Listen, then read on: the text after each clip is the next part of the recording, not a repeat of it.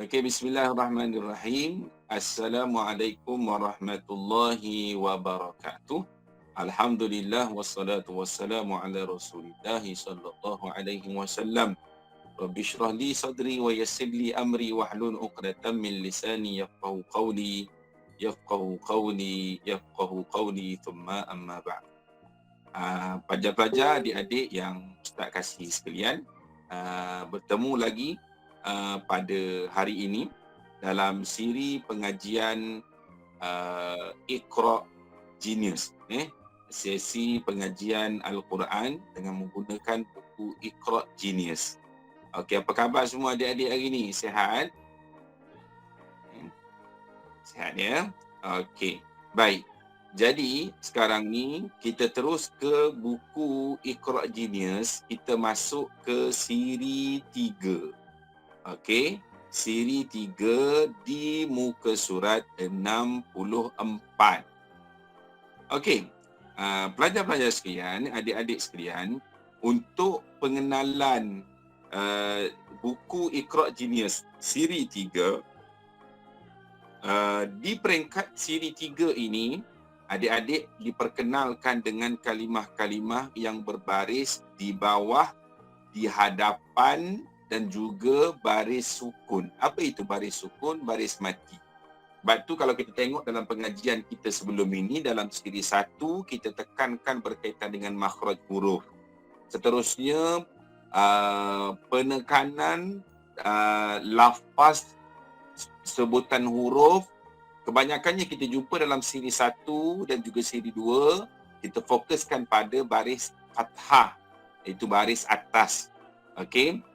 Jadi sebab itu dalam siri pertama, siri kedua kita tekankan berkaitan dengan sebutan baris atas dan kita tekankan juga berkaitan dengan makhraj huruf, dan seterusnya dalam siri 3 ini kita akan bertemu semua bentuk-bentuk baris, iaitu baris atas, baris bawah dan juga baris hadapan dan juga baris mati. Okey? Baik. Untuk peringkat siri 3 ini, Ustaz akan melafazkan sebutan mengikut baris dan murid-murid semua akan ikut apa yang Ustaz sebut, dan Ustaz akan dengar sama ada murid-murid boleh ikut dengan betul ataupun berlaku kesalahan, dan Ustaz akan terus perbetulkan dan Ustaz akan nyatakan cara sebutan yang terbaik. Tak apa, walaupun dalam keadaan kita tidak melalui sesi pembelajaran secara bersemuka, tetapi kita boleh juga, maksudnya cara ataupun kaedah yang sama juga diguna pakai. Cuma berbezanya kita dalam online. Kalau kelas bersemuka, kita ada, Ustaz ada dengan murid-murid. Maknanya dalam sesi online ni pun kaedahnya masih lagi sempurna, iaitu Ustaz mendengar sebutan daripada murid-murid, murid-murid menyebut, melafazkan, dan Ustaz membuat satu semakan berkait dengan sebutan. Sama ada berlaku kesalahan, dan Ustaz terus tunjuk ajarkan cara melafazkan dengan lebih tepat ataupun lebih sempurna. Ini yang dimaksudkan, maksudnya kaedah talaki itu ataupun bacaan musyafahah, walaupun tidak secara bersemuka yang sebenarnya, tetapi ia jadi sempurna walaupun dalam kita bersemuka di alam maya ini. Okey, baik. Jadi apa-apa pun Ustaz perlu memastikan adik-adik semua menguasai cara bacaan mengikut kaedah baris huruf yang betul. Okey, baik. Okey, dan pengecaman huruf untuk peringkat ini, kalau kita lihat di muka surat 64, Ustaz letakkan pecahan huruf yang tidak bersambung pada baris pertama dan juga baris kedua. Okey, dan juga huruf yang bersambung pada baris yang ketiga, keempat dan kelima. Okey, baik. Kita terus ke muka surat 64. Okey, kita terus ke muka surat 64. Okey. Dalam muka surat 64 ini, kita masih lagi didedahkan dengan banyaknya huruf-huruf yang berbaris atas, berbaris bawah. Okey, dalam muka surat 64 ini huruf yang berbaris atas dan juga berbaris bawah. Okey. Dalam peringkat ini masih lagi kita menggunakan kaedah sebutan yang dipraktikkan dalam siri 1 dan juga siri 2. Yang mana siri 3 ini kesinambungan kepada siri pertama dan kedua, yang mana untuk melihat tahap penguasaan. Apabila huruf bercantum, apabila huruf bersambung, kadang-kadang dia tidak sama dalam siri pertama dan juga siri kedua. Siri pertama banyak kita lihat huruf-huruf tunggal, huruf-huruf yang tidak bersambung. Dalam siri 1 kita lihat huruf yang berbaris sahaja tetapi tidak bersambung. Dalam siri ketiga ini kita akan lihat huruf yang bersambung bukan sahaja 2 huruf, bahkan ada 3 huruf, ada 4 huruf dan juga ada 5 huruf. Okey. Kadang-kala sering berlaku kekeliruan di kalangan pelajar apabila hendak menyebutkan huruf apabila bersambung ini. Apabila huruf ini bersambung, kadang-kadang ramai di kalangan pelajar menghadapi masalah untuk mengecam huruf-huruf yang bersambung. Dan seperti biasalah, selalu Ustaz sebut dalam siri kita sebelum ini, kita nak ubah kebiasaan kita sebut huruf tu kadang-kadang menjadi satu kesukaran. Tetapi sebenarnya kesukaran yang akan berakhir dengan keseronokan. Kerana apa? Kerana kadang-kadang kita seperti biasa selalu Ustaz sebut, kita nak ubah kebiasaan sebutan yang kita sebut ni kadang-kadang susah.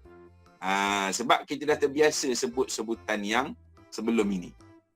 Macam Abang Daniel ni, kita akan lihat sekejap lagi bagaimana cara sebutan yang mana yang lebih tepat mengikut sebutan baris yang mana sama-sama kita akan lihat di muka surat 64 nanti. Okey, Abang Daniel, adik Daniel, dah bersedia? Dah. InsyaAllah dah bersedia. Okey, bacakan daripada baris yang pertama hingga ke baca baris yang pertama terlebih dahulu. Baca baris yang pertama terlebih dahulu. Baca dengan suara yang kuat dan jelas. Mulakan. Ba, bi, ta, ti. Okey, bagus Daniel. Okey, ingat huruf ba kalau kita lihat dalam siri pertama yang kita tekankan sebelum ini, huruf ba ini berada pada makhraj 2 bibir. 2 bibir. Kadang-kadang kesalahan yang kerap berlaku ialah membunyikan huruf ba sama seperti huruf B. Huruf B contohnya lah. Ba. Kita bunyikan sama seperti ejaan B-A-B-A. Ba. Okey. Itu dari segi sebutan ruminya betul lah. Tetapi dari segi sebutan dari segi makhraj huruf, sifat huruf ba itu kurang tepat. Sebab bila kita sebut seperti huruf B, ba, maknanya kita telah mengubah sifat huruf ba itu. Sifat huruf ba itu. Kadang-kadang kita dengar bunyi macam biasa je kan.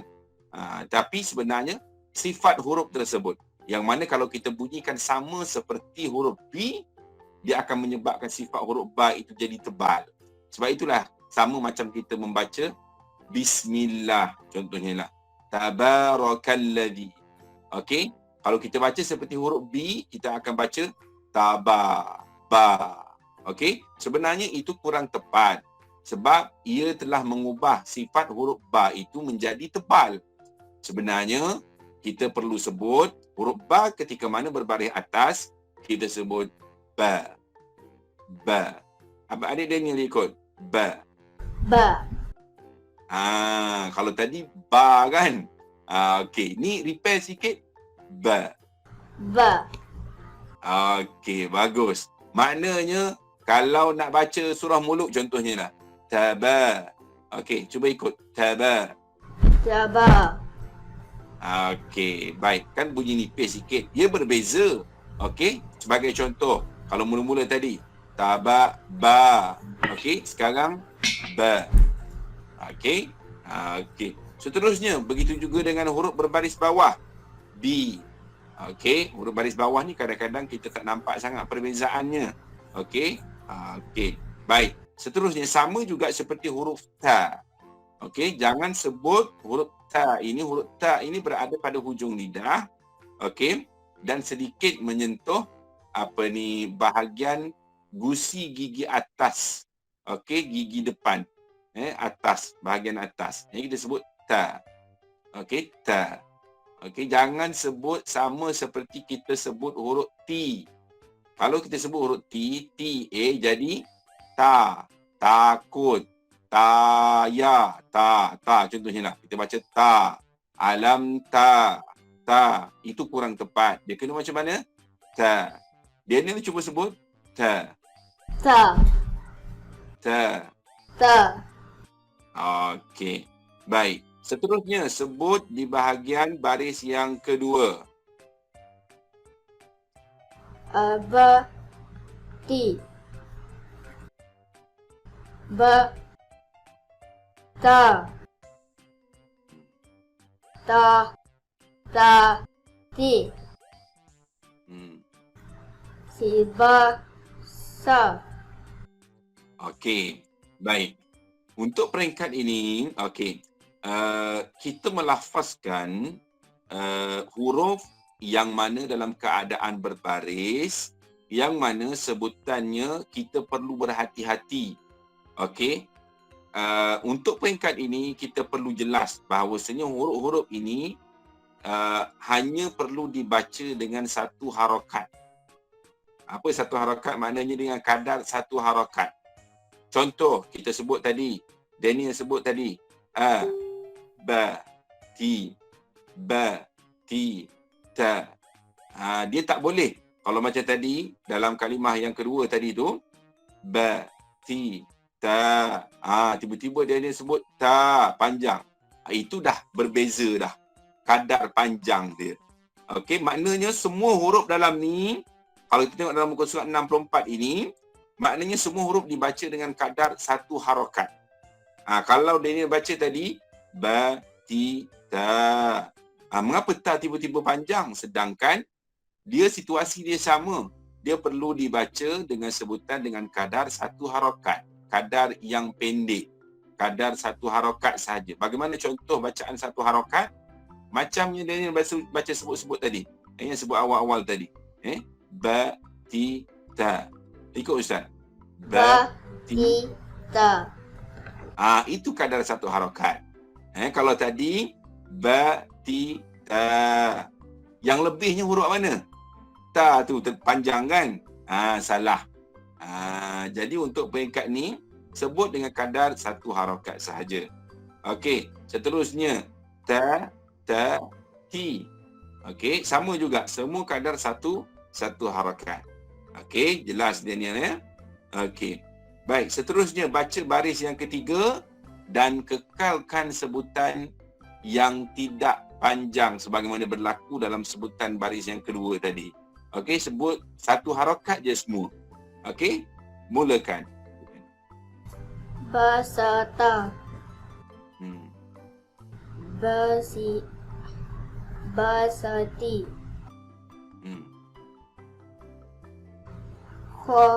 Khosaro.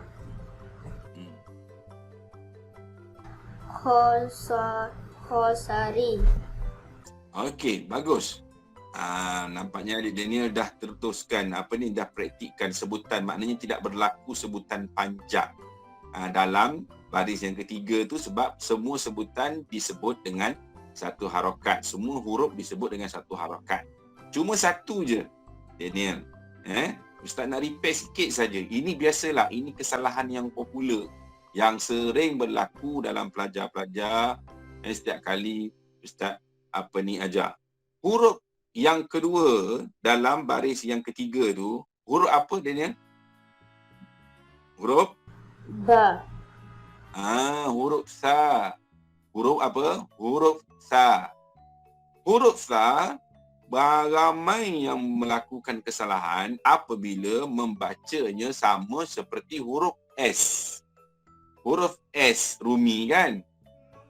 Itu kurang tepat. Apabila kita baca dengan huruf S, kita telah mengubah makhraj huruf sa kepada huruf sin. Okey, kepada huruf apa? Kepada huruf sin. Habis tu huruf sin baris atas kita baca macam mana? Sa juga. Ini huruf ni sa juga, mana boleh. Huruf hijaiyah dia tidak ada sama makhraj dia dengan huruf-huruf yang lain.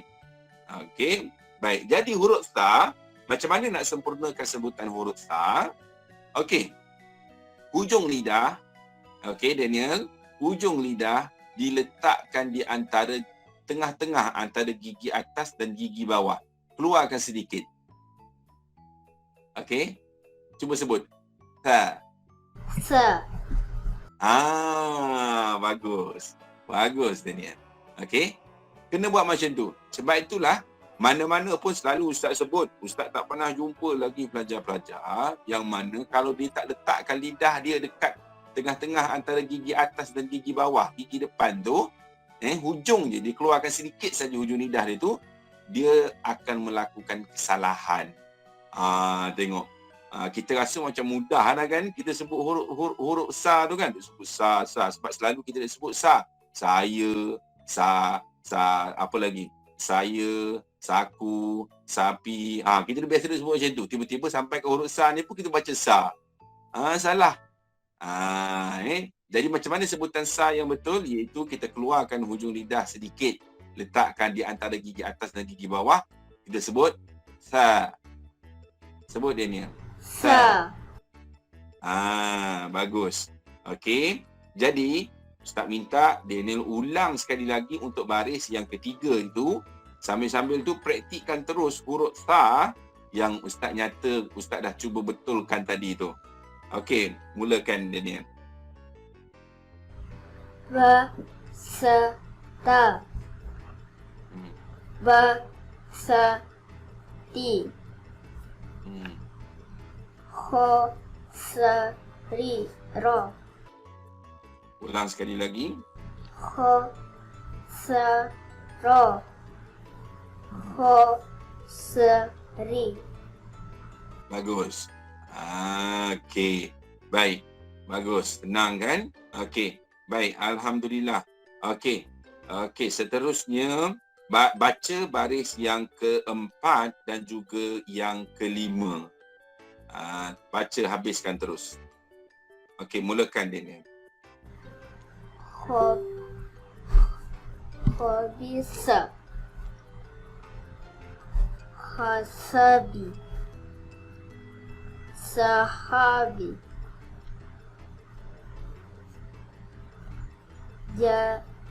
Jalasa. Kholasu. Jaro'a. Hajaro. Hafaro. Okey. Bagus. Okey. Baik. Okey, seterusnya. Okey, begitulah juga di muka surat 65 pun sama juga sebutan yang mana kita gabungkan huruf-huruf dalam bentukan kalimah 3 huruf. Okey, maknanya dalam muka surat 65 ni pun praktikal yang sama. Seterusnya di muka surat 66 pun praktikal yang sama. Okey, baik. Seterusnya ke muka surat 67, 68, kita tambah kepada 4 huruf. Okey, kalau dalam muka surat 68 kita tambah ke muka surat ke huruf 4 huruf ya. 4 huruf. Begitu juga dan seterusnya ke muka surat 69 kita tambahkan kepada 5 huruf dan juga 6 huruf.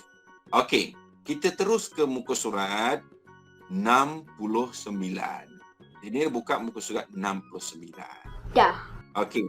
Dalam muka surat 69 ini, kita tengok dah ada huruf yang banyak kan? Ada huruf banyak, ada 5 huruf. Dan di sana kita lihat ada huruf yang mana dikenali dengan huruf alif. Okey.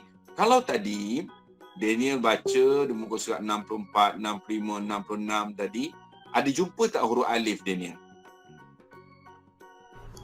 Tak. Tak ada kan? Tak sama macam muka surat 69.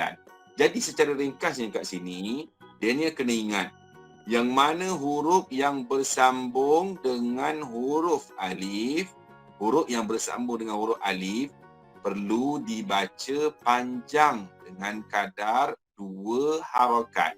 Dengan kadar berapa? 2 harakat. Kalau tadi Daniel sebut tadi semua 1 harakat. Kan? Ha, sa, ra contohnya. Okey. Sebagai contohnya di muka surat 69, kita tengok pada baris yang pertama. Okey, pada baris yang pertama, Daniel cuba tengok ada tak dalam baris yang pertama tu, kalimah yang mula-mula tu, huruf apa yang bersambung dengan alif? Cuba tengok Daniel. Fa. Bagus. Seterusnya kalimah yang sebelahnya tu, huruf apa yang bersambung dengan alif? Ya. Bagus. Seterusnya, huruf selepasnya tu tak ada bersambung tu. Huruf apa yang di depannya ada huruf alif? Ra. Mengapa ra tak sama macam ya dengan fa tadi? Ingat, huruf ra ini dia tidak boleh bersambung dengan mana-mana huruf dari arah hadapan. Sebab tu dia tak bersambung macam huruf ya tadi. Kalau ra bersambung dengan huruf alif, dia nak baca pun susah, tak tahu huruf apa. Di antara huruf yang tak boleh bersambung dari hadapan, tak kiralah dengan mana-mana huruf pun, ialah di antaranya huruf ra, huruf waw, huruf dal, huruf za dan juga huruf hamzah. Itu di antaranya. Okey, huruf zai. Itu huruf antara. Jadi bentuk dia, jadi situasi dia sama sebenarnya. Walaupun huruf ra tu dia samalah ya dengan fa tadi pun sebenarnya dia huruf alif tu berada di hadapannya. Tetapi dah dia boleh bersambung, macam itulah bentuk dia. Okey, cuma ra ni tak boleh bersambung, jadi dia diasingkan. Maknanya dia berada selepas huruf ra, huruf alif tersebut. Okey, seterusnya yang sebelahnya tu, huruf apa yang bersambung dengan alif tu? Za. Huruf ain tu ya, Daniel, baris masih di baris pertama. Ni'ami tu, di hujung tu. Hujung baris pertama, hujung. Huruf ain tu ya, yang bersambung dengan alif tu huruf ain. Kalau huruf dha dia ada titik. Okey. Jelas Daniel Okey, baik. Jadi, yang mana Daniel dah nyatakan tadi huruf fa, huruf ya, huruf ra, huruf ain yang bertemu dengan alif ataupun bersambung dengan alif, sebutannya mesti dipanjangkan. Okey, sebutannya mesti dipanjangkan. Berapa harakat? 2 harakat. Bagus. Okey, pandai. Okey, baik. Dipanjangkan 2 harakat. Jadi huruf yang tidak ada alif, yang tidak bersambung dengan alif, boleh baca panjang juga tak? Tak boleh. Baca macam biasa juga. Baca macam biasa juga sebelum ni 1 harakat. Okey, yang mana bersambung dengan alif ataupun di hadapannya ada huruf alif dibaca 2 harakat. Cuba Daniel baca baris yang pertama. Saya nak dengar. Baris pertama sahaja. Shifaqa.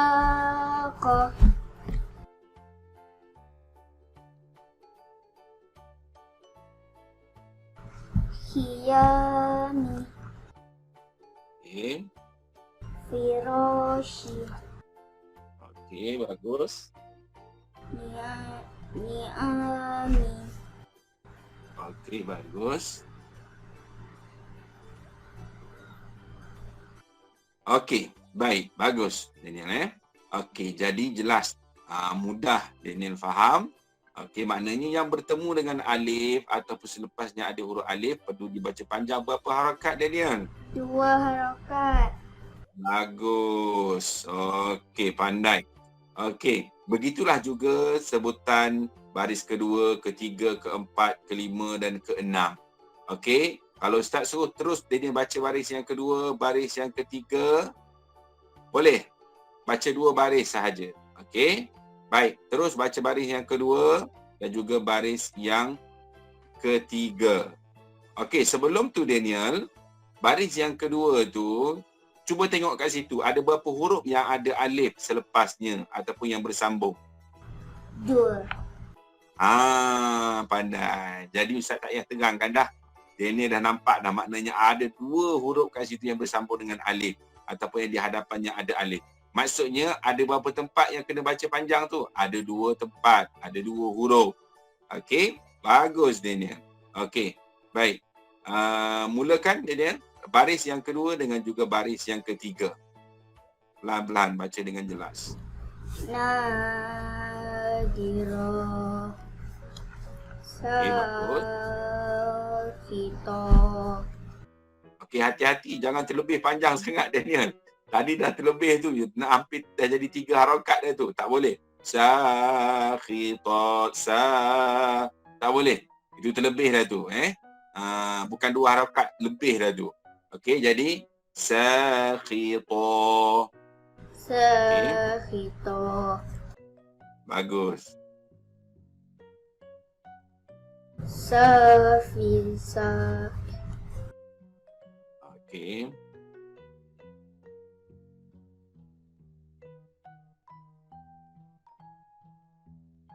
Laima.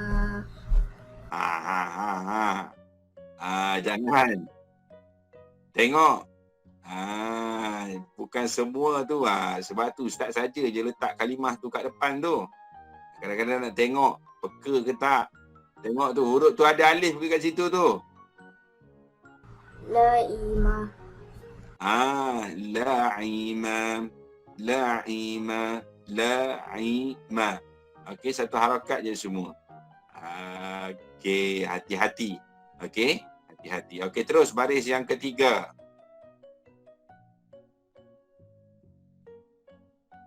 Syatiha. Syati'aha. Syati'aha. Abidati. Okey. Lazima. Okey, bagus. Okey, bagus. Okey, begitulah juga seterusnya baris yang keempat, kelima dan juga keenam dalam buku surat 69. Alhamdulillah. Jadi latih tubi ni, sebab itulah dalam buku ini kalau kita lihat untuk muka surat seterusnya ini sebagai latih tubi kepada pelajar-pelajar untuk menyempurnakan lagi sebutan panjang pendeknya itu. Sekiranya masih berlaku kesalahan perlu diulang-ulang sehinggalah kurang ataupun tidak kerap melakukan kesalahan, khususnya kesalahan bacaan panjang dan pendek. Bacaan panjang dan pendek. Kerana apa? Kerana bila berlaku bacaan panjang pada huruf yang bukan sepatutnya dibaca panjang, kalau dalam peringkat siri 3 ini, ia merupakan satu kesalahan besar. Sebab objektif dalam buku siri 3 ini untuk kita membezakan bacaan pendek dan juga bacaan yang panjang. Okey. Alhamdulillah, kita ke muka surat 70, 71. Masih lagi dengan praktikal sebutan yang sama. Okey, cuma muka surat di muka surat 70. Okey, di muka surat 70.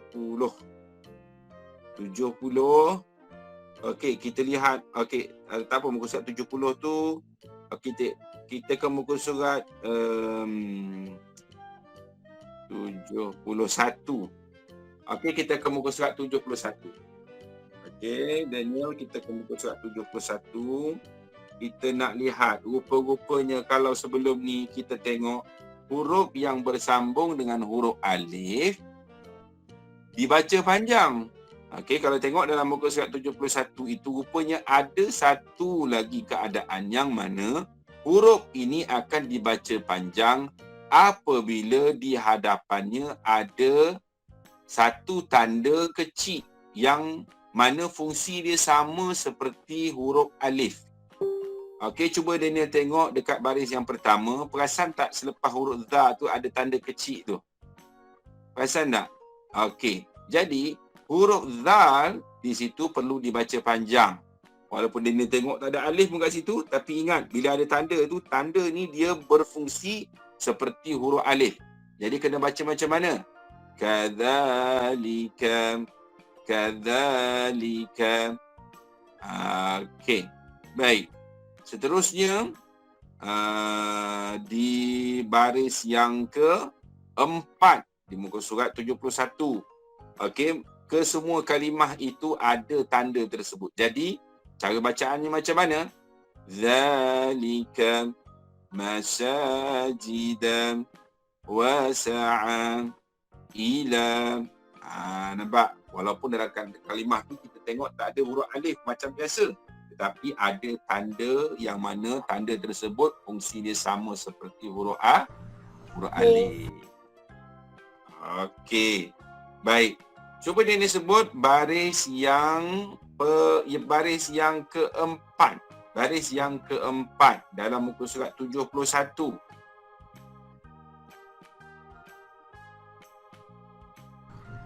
Ayat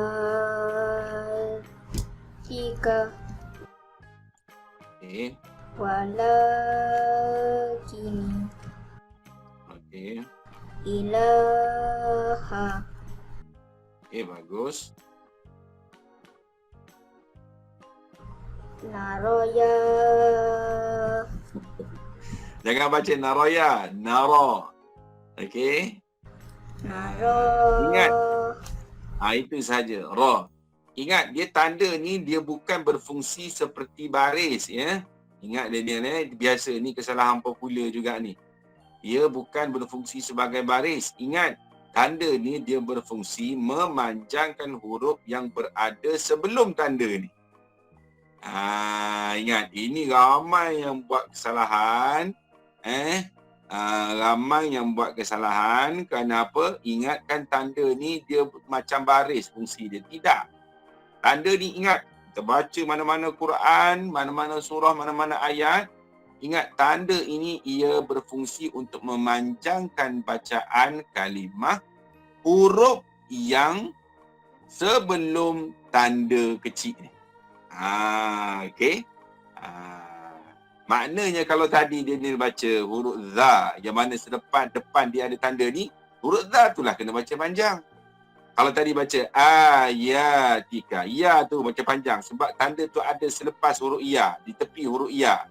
Ya itulah kena baca panjang.